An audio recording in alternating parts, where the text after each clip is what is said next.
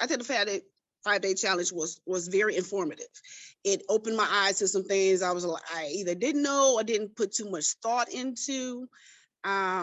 So I will be tweaking my mission statement a bit, even though I did it a little bit in the group. Yeah, I saw that. And I will be pretty much doing like a slight major, if that makes sense, a slight major overhaul on things. Like for today, the homework, was it today or yesterday? Where we were talking about, oh no, it was today's, about involving employees and getting their input and everything.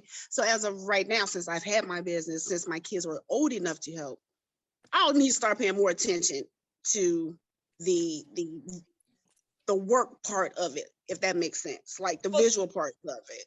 It's like I take advantage of the fact they've been helping me for a while. They know what to do. Instead of being more specific.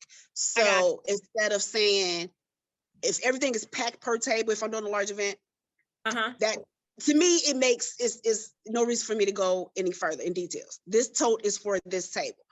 But sometimes I need to be more specific, meaning if it's a tablecloth and an overlay, put the tablecloth first, then put the overlay. Right. And it may sound redundant, but realistically it's not. I want, and this for everyone really.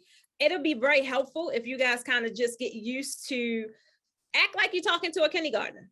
And it's not to be smart and it's not to belittle anyone, but the simpler you make things, the easier it is for someone to follow through.